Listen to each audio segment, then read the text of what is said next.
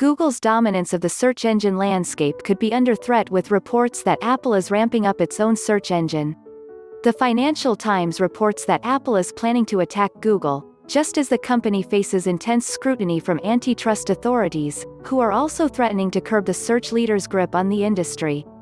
The FT notes that Apple has quietly beefed up its own search offering in iOS 14, but the default search engine continues to be Google, something for which the search giant pays Apple between $8 to $12 billion per year, according to a recent report in the New York Times. That is just one of the factors being considered by antitrust authorities, who are concerned that such deals create continuous and self-reinforcing monopolies in multiple markets.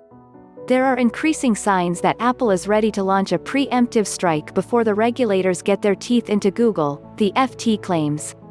The company hired Google's head of search, Giannnandrea, over 2 years ago and has been openly recruiting search engineers since, to the point where Apple has a credible team to build a more general search engine, according to a former Google engineering chief, Bill Coughran, who spoke to the FT.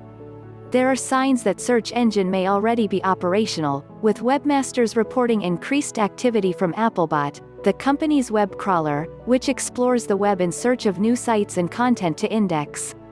Apple is one of the few companies that has the resources to take on Google. With a market cap of over $2 trillion and around $200 billion of cash in hand, the company has the ability to not only turn away the money received from Google but to invest in the server infrastructure required to create a competitive search engine. An Apple search engine would almost certainly have one massive selling point: increased user privacy. Apple has made great efforts to distance itself from rivals in recent years by insisting that privacy is a fundamental human right, and one of our core values. Like rivals such as DuckDuckGo, Apple may attempt to build a search engine that doesn't store personal information nor track users across the web. That would be easier for Apple because, unlike Google, it's not reliant on advertising income, which benefits from personalized data with which to target users. The big question is whether Apple would look to open up a search engine to the world at large or restrict its usage to owners of Apple devices or browsers, making it another reason to buy iPhones, iPads and computers. While Safari is used for a quarter of all mobile browsing sessions, according to NetMarketShare, its desktop share is tiny, with less than 4% market share, almost all of which is on the Mac platform.